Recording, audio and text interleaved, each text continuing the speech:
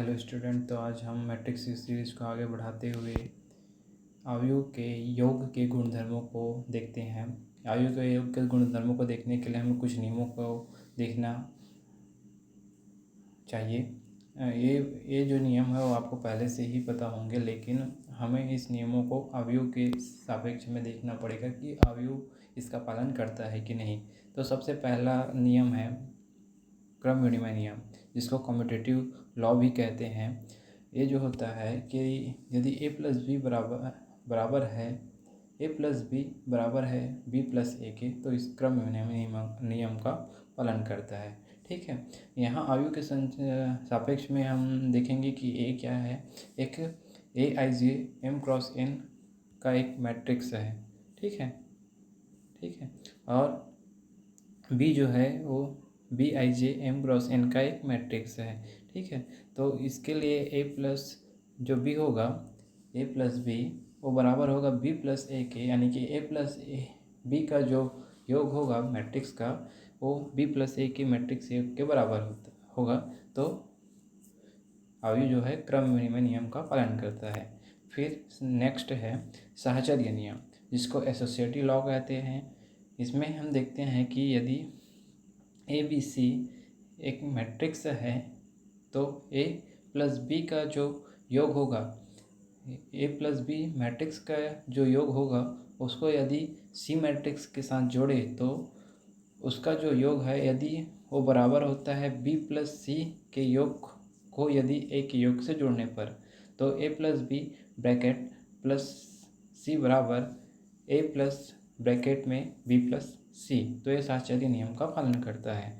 फिर नेक्स्ट है योज्य तस्मक। योज्य तस्मक क्या होता है कि जो हम शून्य मैट्रिक्स पढ़े हैं, जीरो मैट्रिक्स या नल मैट्रिक्स जो पढ़े हैं, उसको यदि हम किसी मैट्रिक्स के साथ, जैसे ए कोई स्क्वायर मैट्रिक्स है, उसके साथ यदि हम लोग जो शून्य अवयव है या नल मैट्रिक्स है उसको जोड़ देते हैं तो हमें वही अवयव प्राप्त हो जाता है। जैसे ए प्लस शून्य या जीरो मैट्रिक्स बराबर क्या हो जाएगा, ए, वही मैट्रिक्स प्राप्त होता है। ठीक है। फिर नेक्स्ट है योज्य प्रतिलोम। योज्य प्रतिलोम योग के संक्षेप में प्रतिलोम जो होता है, जैसे a का माइनस ए, 1 का -1, 2 का -2 ऐसे होता है। लेकिन गुणन के सापेक्ष में यह बदल जाता है। जैसे गुणन के लिए a जो होता है का जो प्रतिलोम होता है वो 1/a होगा। ठीक है। तो यहाँ पर हम लोग योज्य प्रतिलोम देख रहे हैं, तो a प्लस यदि उसका जो प्रतिलोम -a को यदि जोड़ेंगे तो हमें शून्य अवयव ही प्राप्त होगा। फिर नेक्स्ट है निरसन नियम, कैंसिलेशन लॉ। यदि दो अवयव a प्लस b को यदि हम लोग का योग करते हैं तो और a प्लस सी का योग करते हैं तो b और c इस संक्षेप में बराबर हो जाते हैं। फिर नेक्स्ट है सब्सट्रैक्शन ऑफ टू मैट्रिक्स, यानी कि दो अवयव का व्यवकलन। यदि दो अवयव को हम लोग घटाते हैं, मतलब a माइनस बी, एक मैट्रिक्स a है एक मैट्रिक्स b है, दोनों को घटाते हैं तो a प्लस ब्रैकेट में -b हो जाएगा।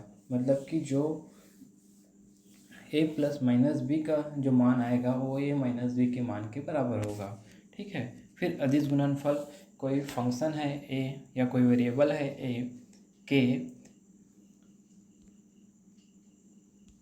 जैसे k कोई स्केलर है तो k को यदि मैट्रिक्स के योग के साथ गुणा करें तो दोनों मैट्रिक्स के अलग अलग गुणनफल के साथ स्केलर फंक्शन जुड़ जाता है। जैसे k a ब्रैकेट में a प्लस बी क्या हो जाएगा, k a plus k b।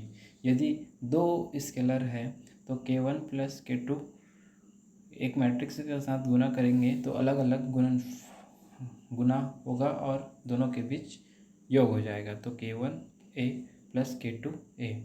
फिर नेक्स्ट है कि दो अवयव का गुणनफल।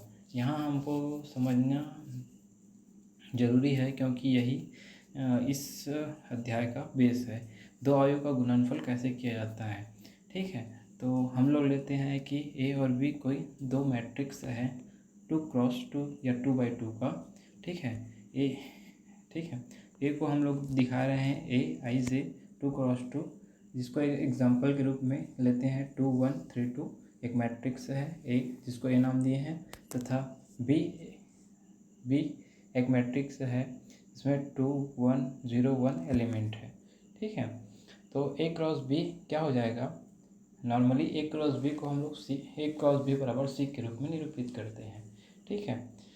यहाँ A क्रॉस B मतलब कि जो मैट्रिक्स है उसको दोनों को गुणनफल करना पड़ेगा, वो बराबर होगा C के, ठीक है, C के बराबर होगा।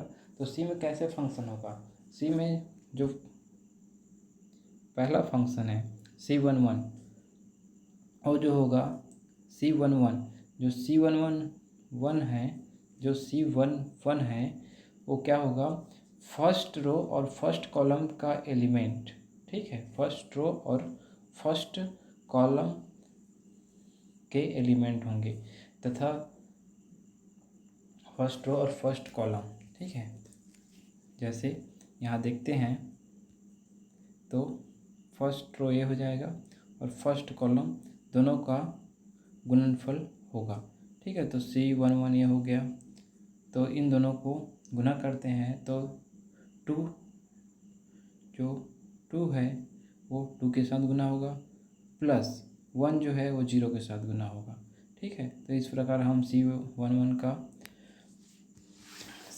का मान देख लेते हैं, तो यहाँ 4 आता है एग्जाम्पल में।